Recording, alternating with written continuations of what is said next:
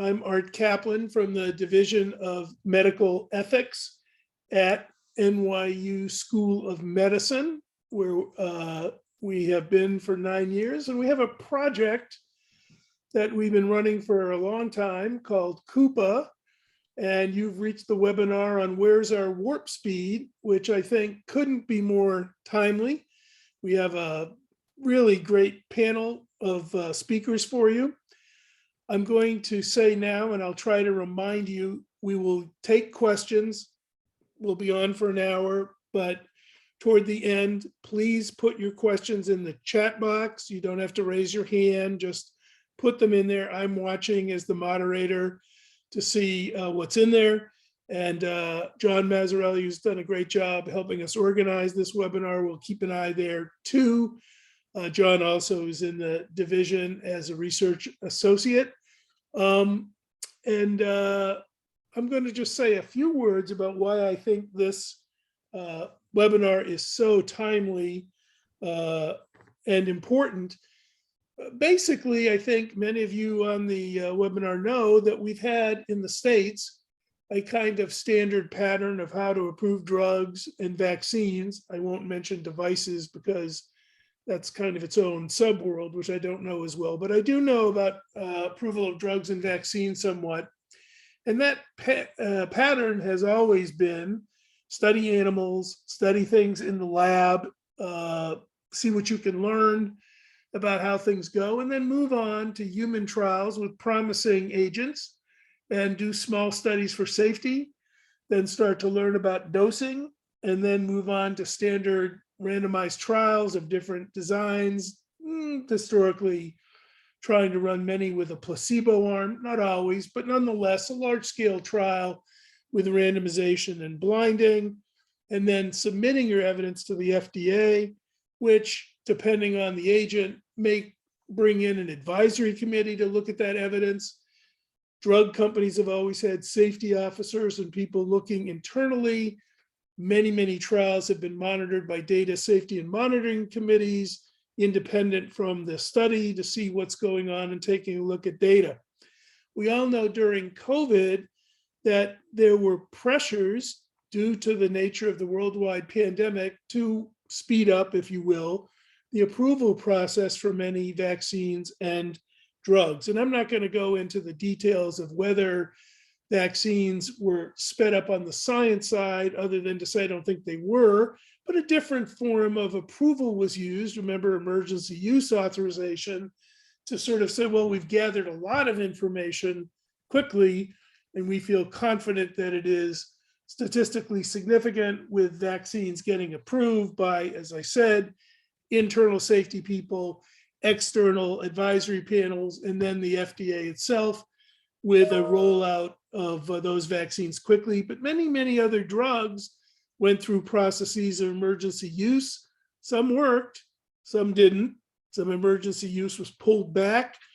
You'll remember the long history of fun agents like convalescent plasma, various forms of hydroxychloroquine, and many other agents that were moved forward, antibodies, antivirals. And then it seemed as if traditional, if you will, patterns for getting approval were being accelerated or modified. At the same time, there were lots of people saying, look, Congress, even before COVID, had started to get antsy about the speed of approval and said to the FDA, pay attention to real world evidence. We're willing for you to take more surrogate endpoints in order to get things going more quickly. And many patient groups were advocating pre-COVID, but watching what was going on during COVID and saying, we need speed. We have diseases that are really devastating. If you want to put it one way, we have an emergency. It may not be a worldwide pandemic, but if you have ALS, or you're declining with Alzheimer's or Parkinsonism, or many other very tough, debilitating, and often fatal diseases, we don't want to be waiting for the traditional process. We see speed and the ability to go more quickly, as evidenced in COVID, And you might say they've started to say, some of the patient groups, where's our warp speed? You did it for this disease. Can't you go faster for us? So a lot of factors coming together.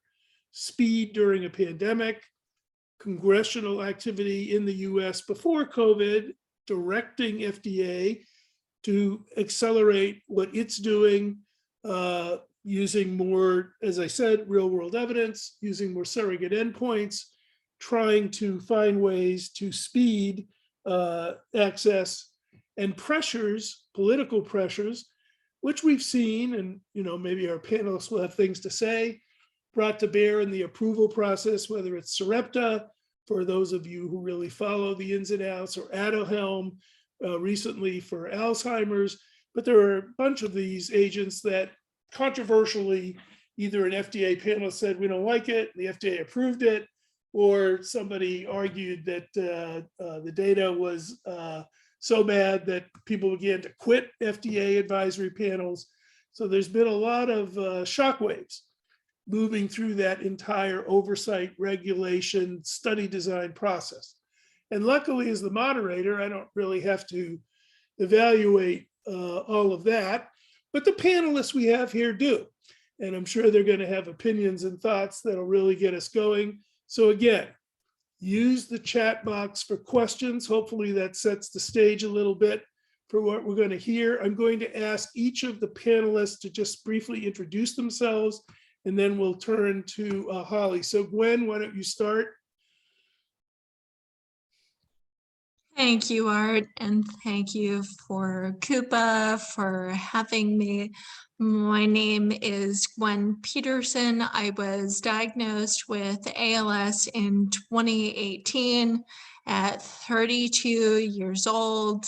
It was and still is in many ways a shock. No family history, no genetic mutations found. I've been sequenced a few times.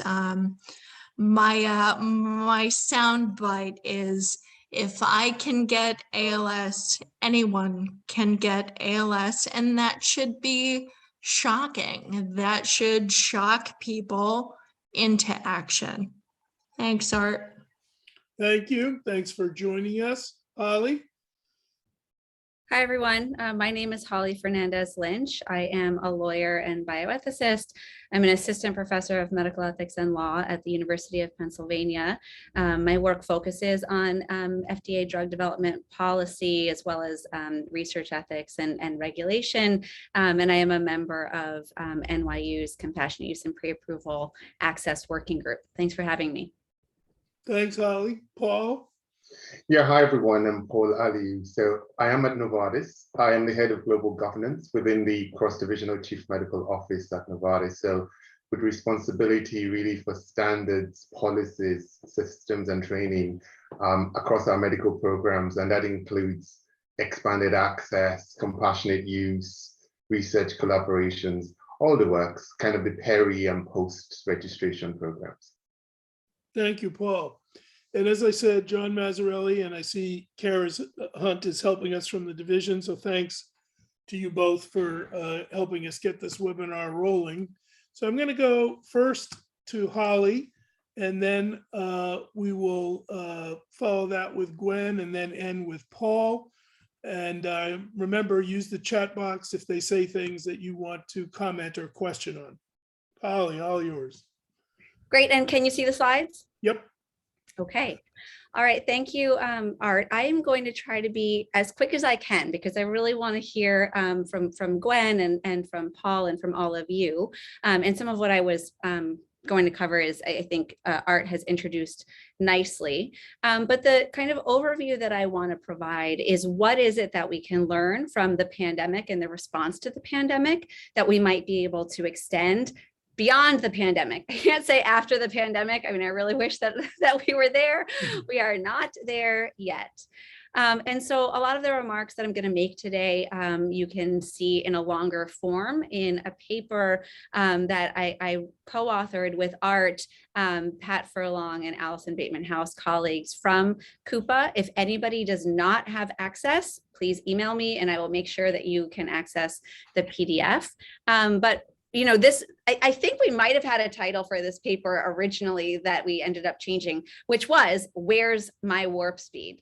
And, you know, I can attribute that to some of what I was seeing, you know, on ALS Twitter, for example, or, you know, folks with other diseases saying, hey, we can move so quickly for COVID. What about for our diseases?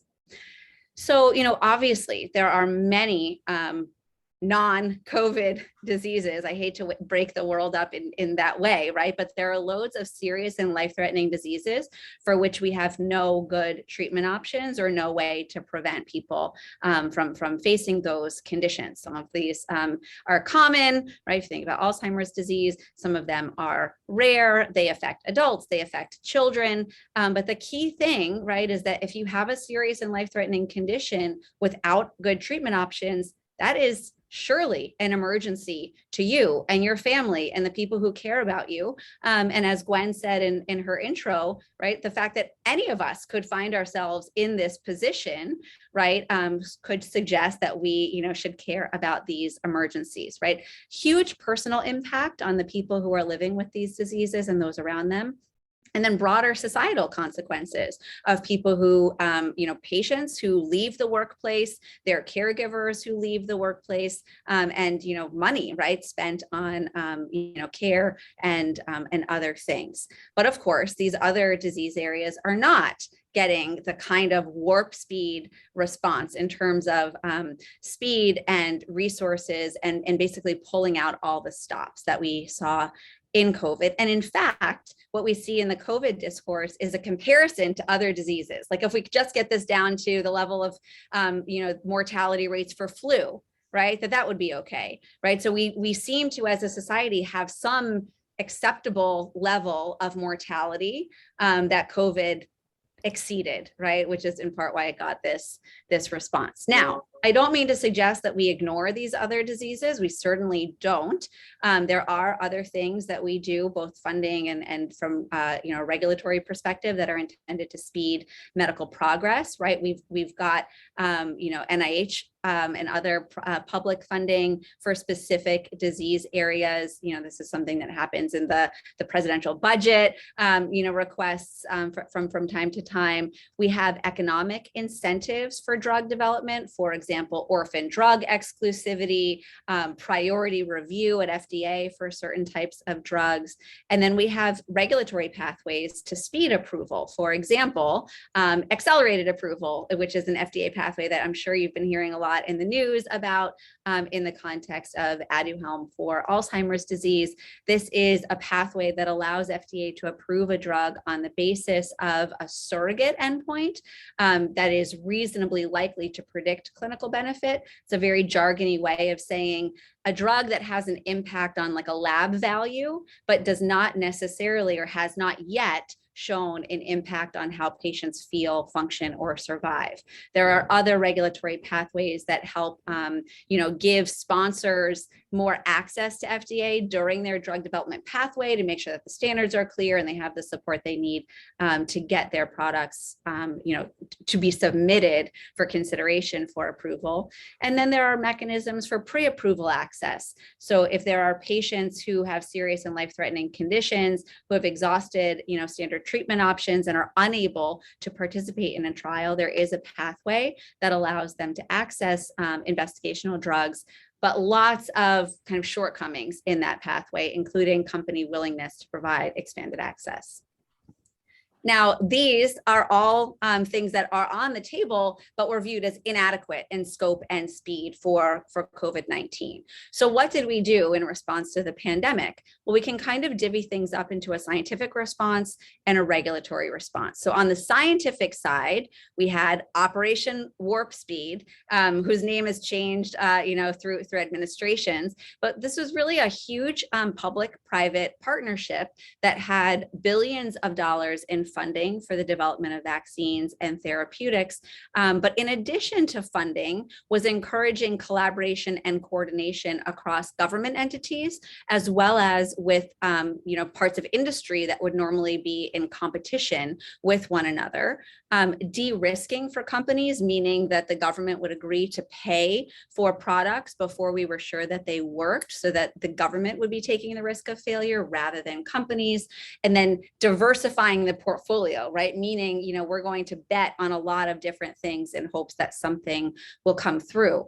A lot of success in developing COVID interventions through large, simple platform randomized controlled trials, right? Meaning that we could study lots of different drugs at once in real world settings. But we also did see a rush to do a lot of studies that ended up wasting resources and not producing helpful evidence. On the regulatory side, FDA tried to accelerate its reviews of data, offered a lot of guidance for companies that were developing COVID products, and made use of the expanded made use of the expanded access pathway, but more importantly, made use of the emergency use authorization approach to marketing, to allowing products to be put on the market. So let me just tell you briefly a little bit about EUAs. I'm not going to go through this whole chart in detail. The key thing that you need to know is that emergency use authorization is a pathway that is only available after there has been a special declaration of an emergency based on CBRN agents, meaning chemical, biological, radiological, or nuclear agents. For COVID, right, we have a biological agent in the SARS-CoV-2 virus. When we have one of these emergency declarations, that opens up this pathway for FDA to be able to use, and FDA can grant an EUA on the basis that a product may be effective. Okay, and that is different from its traditional approval standard that the product has demonstrated safety and effectiveness for its intended use. FDA also has to be convinced that the likely benefits will outweigh the risks and that there are no good alternatives. Okay, but the key thing is this weakening of the authorization standard or the evidentiary standard to may be effective. And the result, right, was that we got a lot of things, right? We got a lot of interventions for COVID. On the prevention side, we've got several vaccines to choose from. We've got the opportunity to get boosters. We have an antibody that can be used for prevention called Evusheld.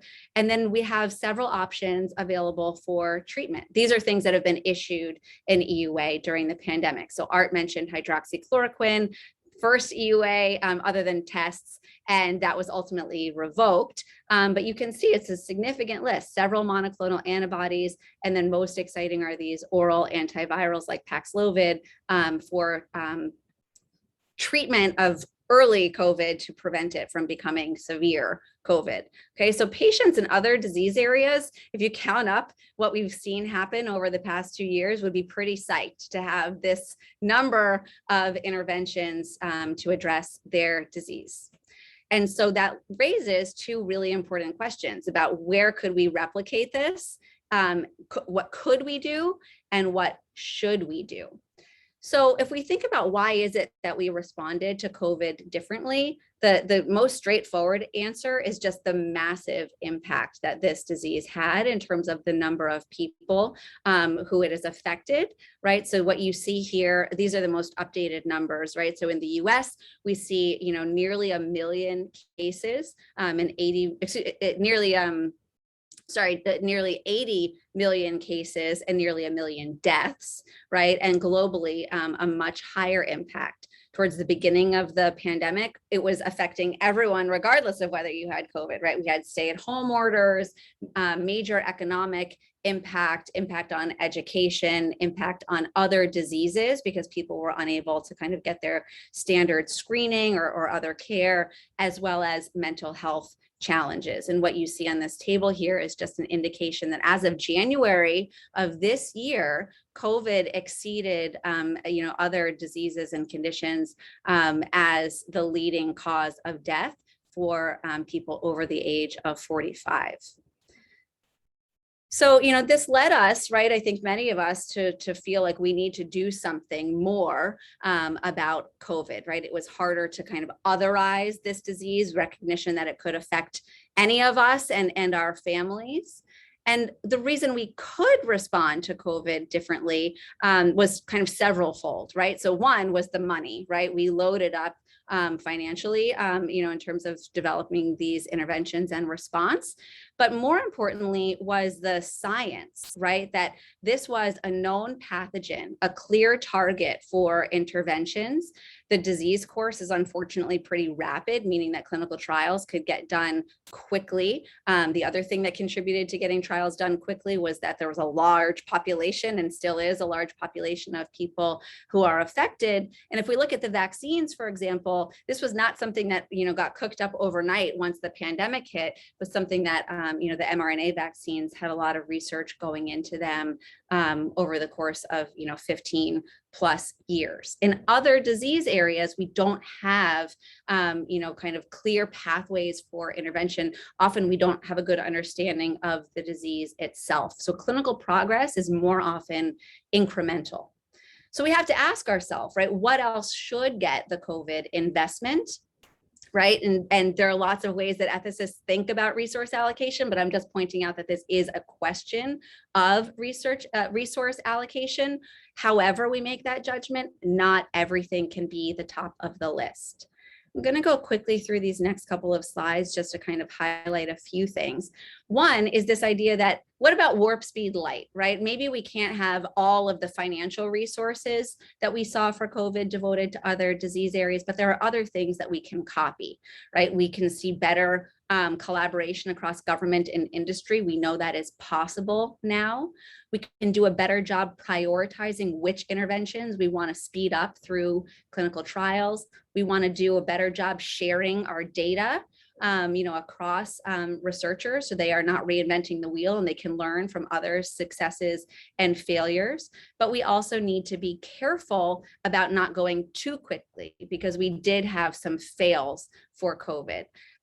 So this is a little bit more about EUAs and some of the concerns that might be associated with them. Let me show you some examples, right? So hydroxychloroquine got its EUA on the basis of really, really poor quality evidence, and ultimately did not help and had some safety concerns. That's not the kind of thing we want to replicate in other disease areas.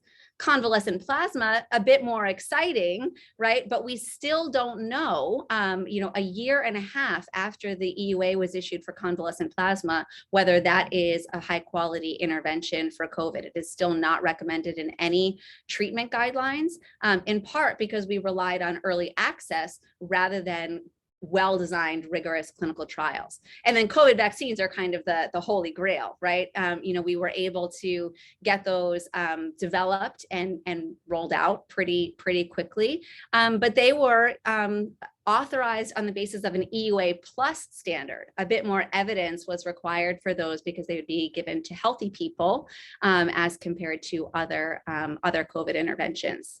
And of course, I have to mention Aduhelm, right? Like, this is another example of a drug that was moved really, it got to approval quickly, more quickly than it would if it was required to demonstrate a clinical benefit, right? So we worry, I think, or I worry about drugs that get authorized or approved on the basis of desperation, right? So this might be, it's not an EUA, but it was basically approved on the basis that it might be effective. So in closing, what could we do, right? What can we do in these other disease areas? Got to improve trial design and infrastructure, make it easier for people to participate in high quality trials, right? We can dedicate resources to, expanding trial locations and simplifying trial design. We can improve that expanded access pathway, not suggesting that we need to go to the extremes of convalescent plasma, which was given through expanded access to almost 100,000 patients, but recognizing that that might be a pathway that could be used for more disease areas and addressing some of the logistical challenges around that. And then, because Aduhelm is on everyone's minds, think about early approval pathways, but only if we have safeguards in place that will make sure we can get confirmatory benefit really quickly, right? If we have early access and early approval, we have to be willing to pull things off the market if they end up not meeting, true standards of benefit. So with that, let me close and turn things over to Gwen. Thank you, Holly. And one thing you pointed out that I really would like to double click on, patients. Well, for me, I'm not willing. So we want speed, right? Of course. We've seen all that, all that happened during the pandemic. However, patients don't want to compromise science and safety for speed. And I think that, that gets a little blurry sometimes on social media and the like, but we still, we want our speed and we're not willing to compromise safety. So want to put that out there. Like Holly, I will be shaving down my speaker time a little bit. Super excited for the Q&A, and also because, and you'll hear this in my presentation, I have more questions than answers about today's topic. So that is my ask for everyone on the call, both fellow panelists as well as attendees. Please add your insights into the Q&A, and truly they will help me be a better advocate. That's what I'm here for. All right, so slide 1. Let's get down to it. This slide shows our named disease namesake, Lou Gehrig, when he died, as well as the 2 FDA approved treatments for ALS. Those are riluzole and edaravone, also known as Radicava. The first treatment for ALS, riluzole, wasn't discovered until 1995. That's 126 years after ALS was discovered, and 126 years of people being told, go home and die. There's nothing I can do for you. Pretty much the opposite of warp speed. So how do we apply the same agility, speed, and urgency that we saw during the pandemic to devastating degenerative diseases like ALS? And John, you can stay on the slide.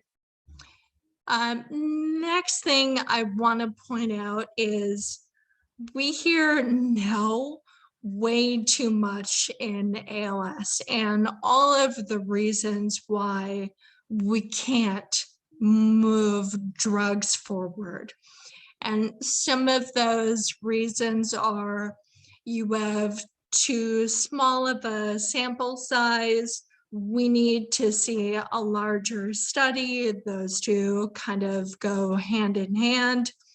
ALS doesn't have any validated biomarkers. We don't know enough about disease biology. Here's the thing. How do we shift from here's what you don't have to actually making a plan, forging a path to success? There've got to be 1 or 2 things we're doing right. How do we maximize on those things? And part of that, puzzle to Holly's point and what worked well in Operation Warp Speed is people actually work together, both public and private, towards a common goal. And I found this quote from a public health official that really resonates to me and my disease. Here it is. So, duplication only leads to infighting and slowing people down. The US and others around the world should be engaged in this competition against the virus, not against one another. Again, really resonated with me. John, next slide, please. So Holly already touched on the fact that EUA standards for approval are lower than the substantial effectiveness required for regular drug approval. One thing I want to point to on this slide are the words case by case.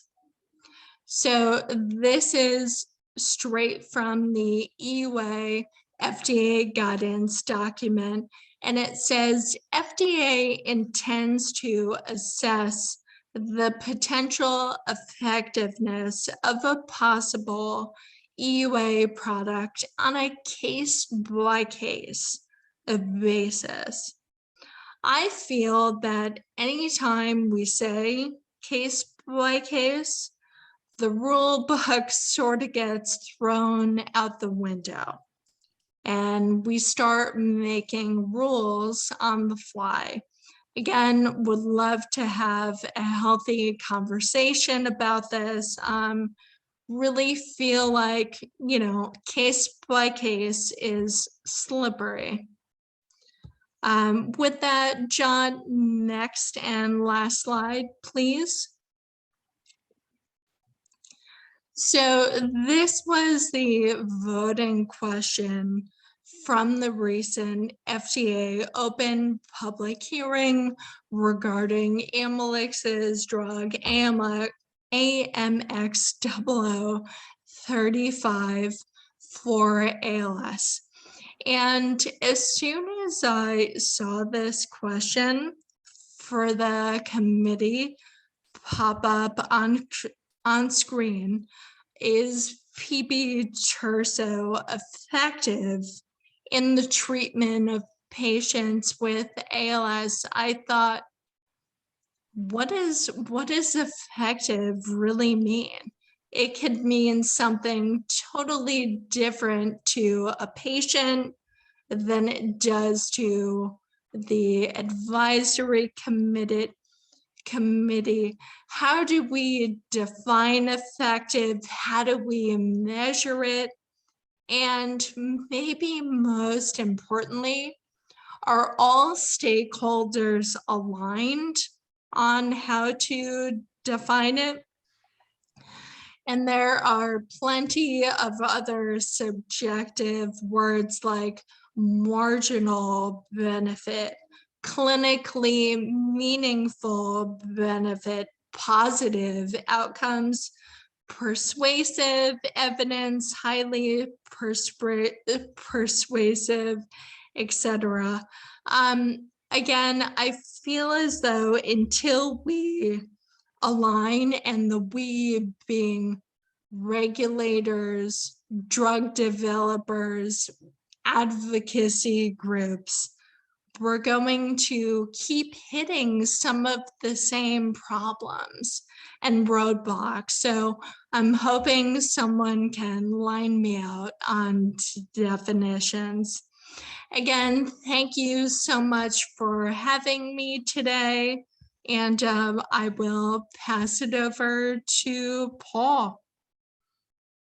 Thank you.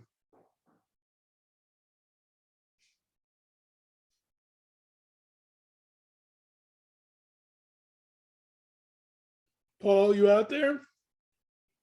There he comes.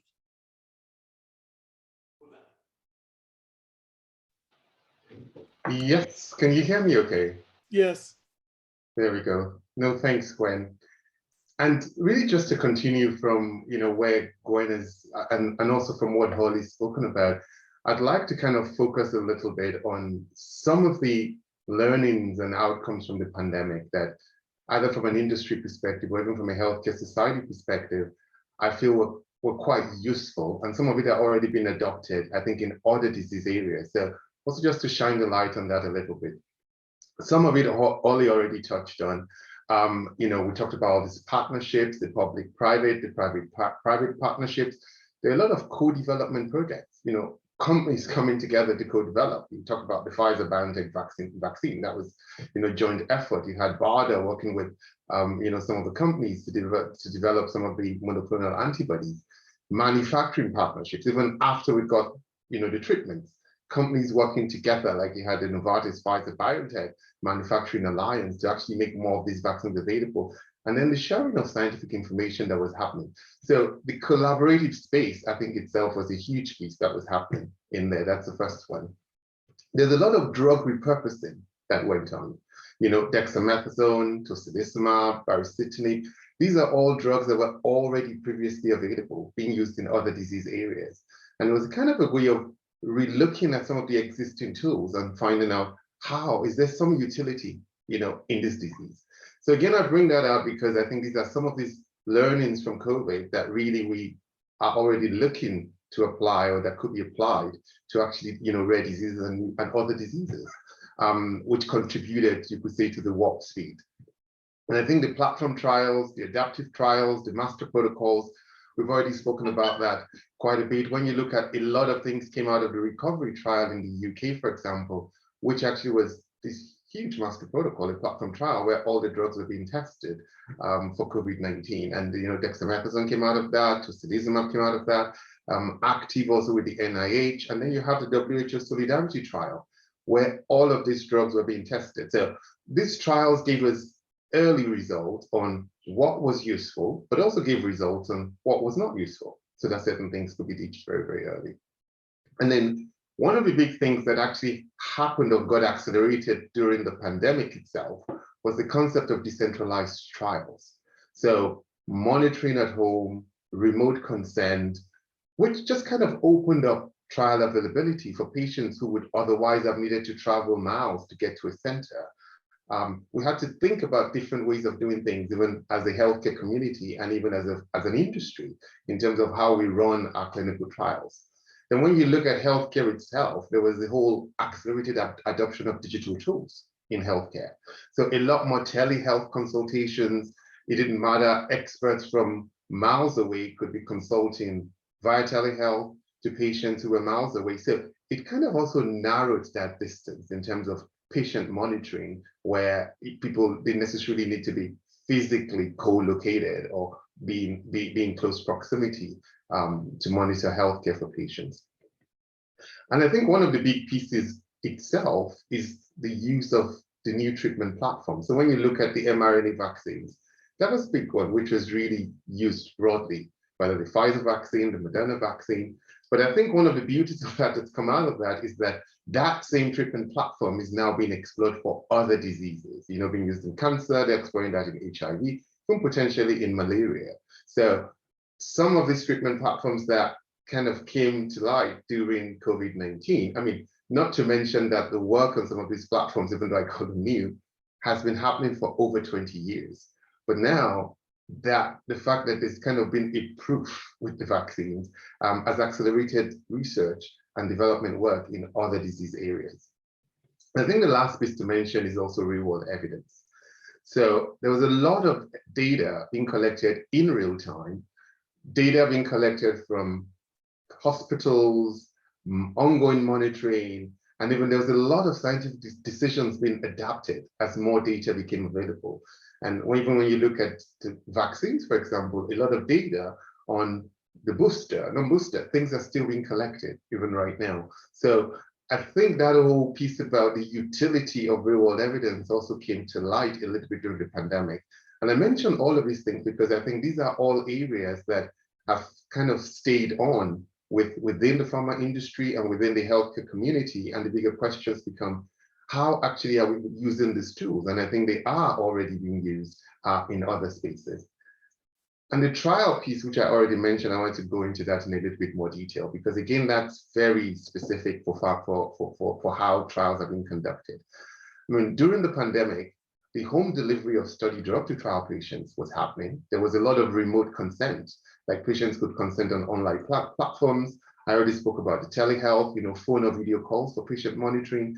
And even within the context of clinical trials, there was the use of local doctors to manage basic procedures and assessments for patients versus patients having to travel to sites. So also kind of how that partnership with a local doctor and a central principal investigator, those were things that really just didn't happen before the pandemic. So I think in some ways, in the light of the kind of Operation Warp Speed and the pandemic itself, it's made, within the healthcare community, we've had to relook at how things are done. How can we do things faster? How can we be more efficient? How can we better address patient needs? And how can we actually get drugs to patients who otherwise would not have gotten it in the past? Having said that, I think there is also, what's ringing a note of caution in there. And before I get into that, I want to also kind of single out a collaboration that's kind of come, and you may have heard about it, the Bespoke Gene Therapy Collaboration, the BGTC, I think it's called, where like the NIH, the FDA, and I think 27 members of the public-private partnership are kind of working together to kind of address hurdles with AAV-based gene therapies. And this is for ultra-rare diseases. And this is something that has actually evolved in the midst of the pandemic. Because again, as I said before, you have all these bodies who are actually coming together, they've worked together on something, and these are kind of like a splash on to other areas. How can we do some of these in other disease areas? And in closing there, as I said, I wanted to touch on some of the challenges. And I think Holly kind of touched on it at the start. How sustainable is some of the effort we saw with Operation Warp Speed? The reality, it's not sustainable. And I think it's just worth calling that out. Different circumstances, pandemic was there, the impact, the global reach, the economic impact. I won't go into all of those details anymore because I think Holly already touched on them. But folks who were working in the R&D space were working around the clock. And there was a lot of exhaustion. I mean, people exhaustion. So I'm not to talk about mental health, even of some of the healthcare and R&D workers who are working in that space. So while some of that effort could be powered for a short time span, is that something that can become the norm? Probably not. And we should probably not expect that. However, we probably also shouldn't do business as usual. I think things have evolved. So while we may not be able to do things in the health community as super fast, maybe it also should not be, well, not that maybe, it should not be, as slow or as it used to be. So I think somewhere in the middle is where that fine balance needs to come. And then also, talking about the focus, I think one of the big pieces with the pandemic, with the Operation Warp Speed, we saw the power of focus in R&D and kind of investment, regulatory attention, everything. But I think the downside of that is that also a lot of other diseases got deprioritized. I mean, when you look at some of the impact, even from a hospitalization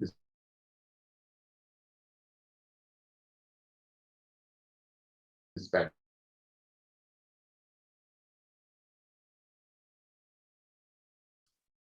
Paul, you've frozen us a little bit there. Sorry.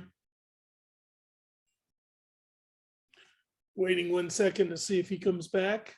Otherwise, I'll jump to some questions that have been. Certain patients Oh, there you with are. healthcare, some deprioritized because The tortures of technology. All right, well, we'll get Paul back, let him log back in, but I've got questions here that I think are of interest to both Holly and to Gwen. So, Paul, sorry, we lost you temporarily there. Can you hear us again? Apologies. Yes, can you hear me? Yeah. There we are. No apologies there.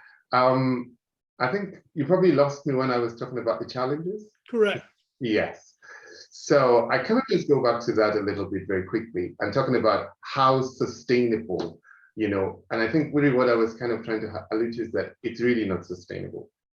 And then I went on to the power of focus. I think a lot of focus went onto COVID.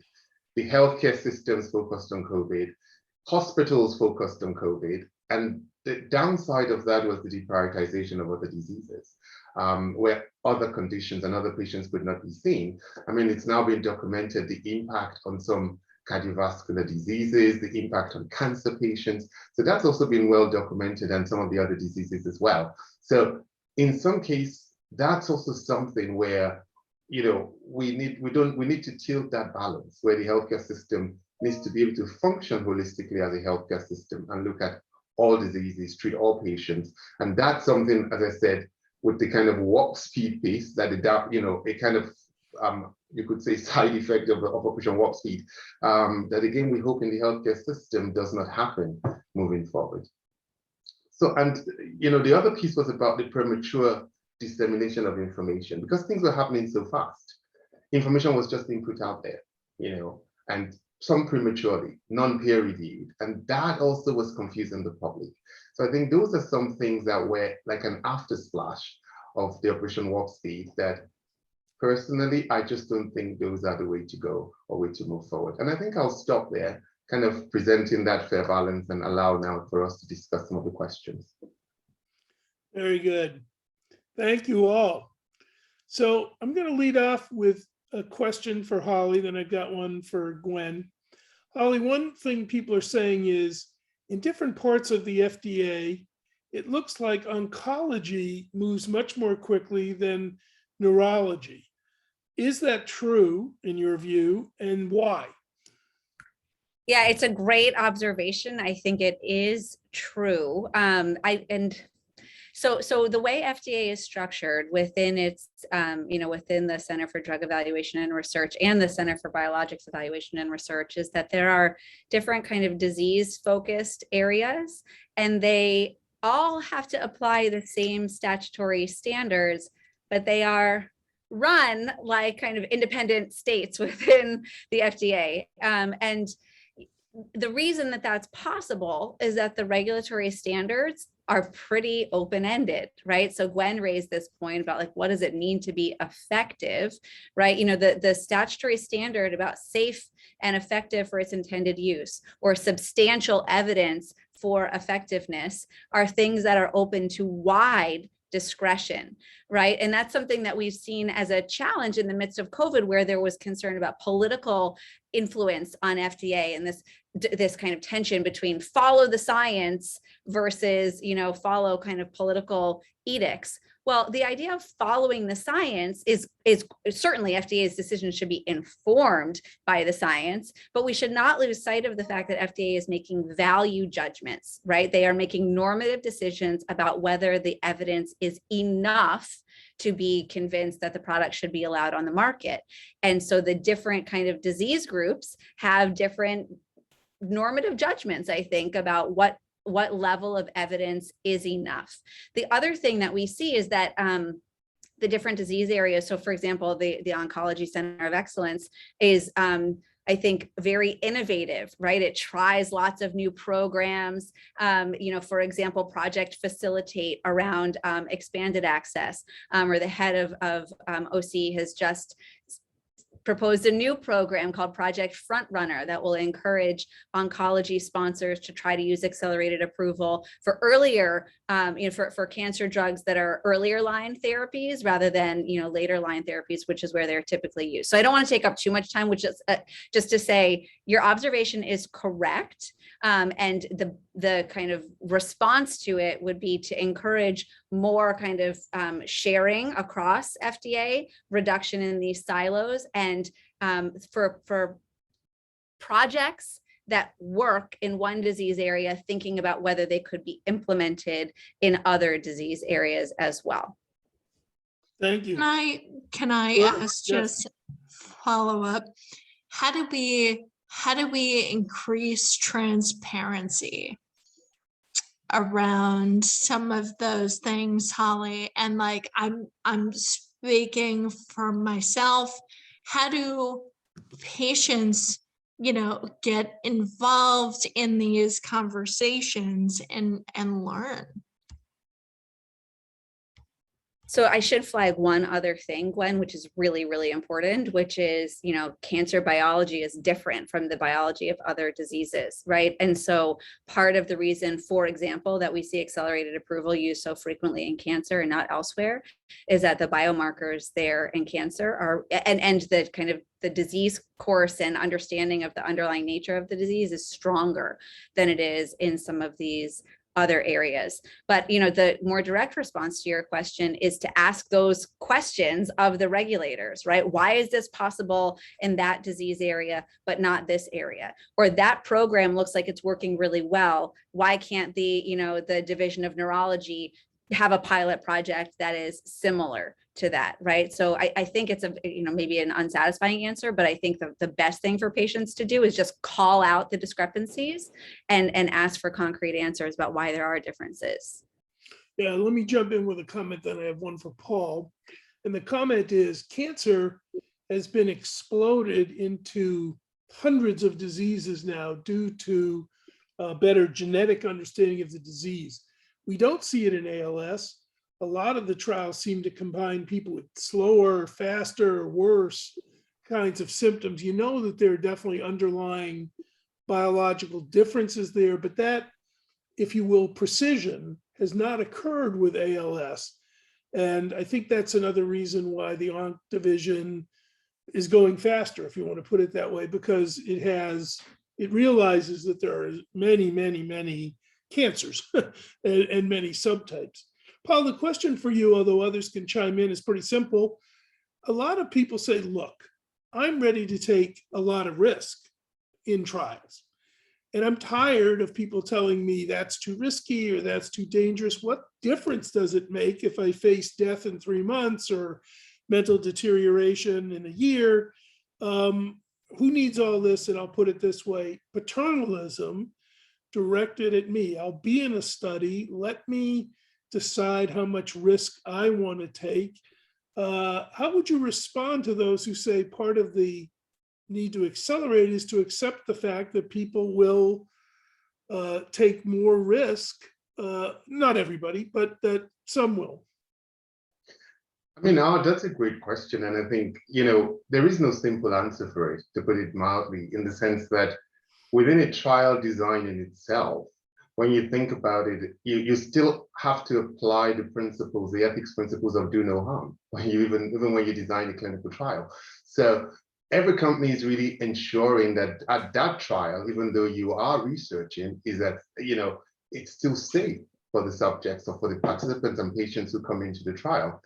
Having said that, I think where the tides are shifting is the fact that the inclusion criteria into trials, and I think even the FDA and a few people have said that over the years, needs to expand. And I think that is expanding when you think about it in terms of a lot of patients or subtypes of patients historically were excluded from some of these trials. And I think really the solution is expanding that, which is the first piece.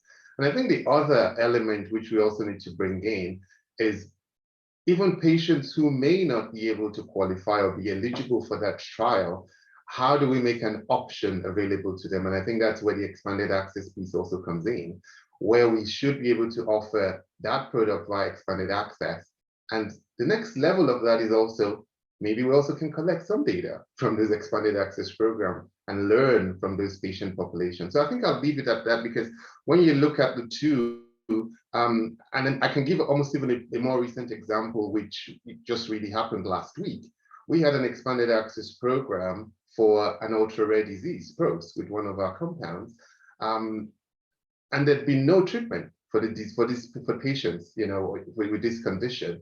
And basically, what we had to do was go back and collect retrospective data to do chart reviews on this patient. And that was the data with which we had discussions with the FDA, and the FDA actually approved that indication based on that real-world evidence. Of course, we are still running additional trials, but just wanted to give a sense of how clinical trials, expanded access, data collection, all of that really needs to be more complementary. Gwen, did you want to jump in there in terms of, just commenting on from personal experience, this whole notion of how much risk, quote unquote, would I take? How do you think about that if someone says try a new agent, given, you've coped for a while? Yeah. I wrote to you, Art, in chat. I said, how were we defining risk? And I don't mean to keep harping on the definitions thing, but I really feel like there needs to be cohesion and transparency around how we define and measure some of these things. And there was, Art, I'm doing your job for you here. There was a And better really too. no. There was a good comment from Richard Klein in the chat. Mm-hmm. This value judgment issue is one reason FDA uses advisory committees to get broader expert input into regular. Got it. So I'll pause there. I know there's other questions. Yeah, and this one goes back to Holly, although again, anybody can chime in. I've been around Coupa. I think the project is now 8 years old. It predates COVID by a number of years. And people have been yelling and screaming about more access to clinical trial locations during that whole time. And yet it doesn't really happen. There doesn't seem to be a monetary commitment. It seems as if, as with many things that involve rural or poor patients, either in the US or around the world, the wealthy and middle class do much better. And that's sort of the,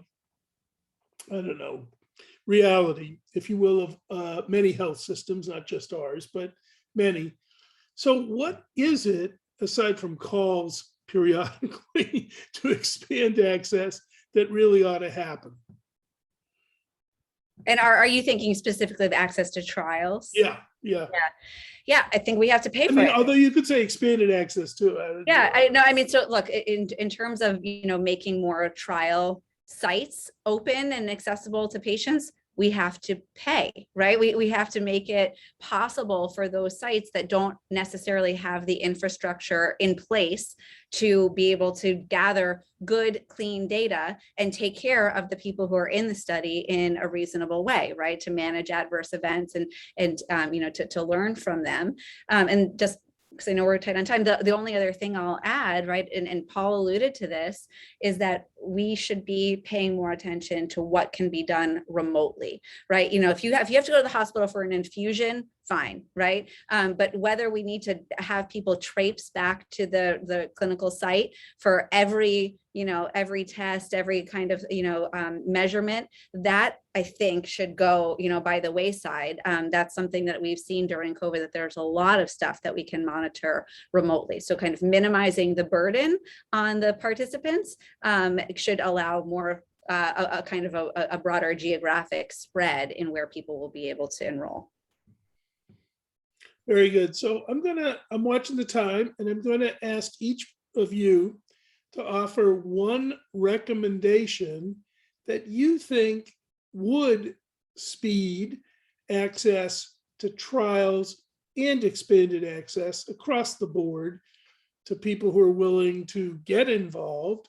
What's your one recommendation that you think we've learned from COVID, the COVID experience, or just that we have in place from someplace around the world. I don't really care. So I'll start with Gwen. What would be the one thing you'd want to see happen? So I'm gonna just break your whole train of thought here, Art. There's a really good question in chat, and it kind of relates to this. It's how do advocates contact regulators? So I heard Holly wholeheartedly say, you know, get up in front of your regulators and, you know, simultaneously with drug developers. How do we go about doing that to incite real change? Anyone?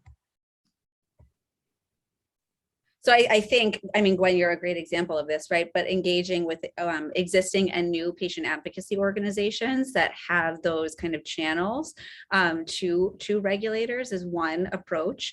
And then the other is to engage in the opportunities for public comment that FDA makes available. So for example, right, the advisory committee that you just mentioned has an opportunity for, you know, people to make remarks, but also to submit comments. And I truly believe that those get taken very seriously. There's a legal obligation to take them seriously, but I in fact think that the regulators find them quite helpful.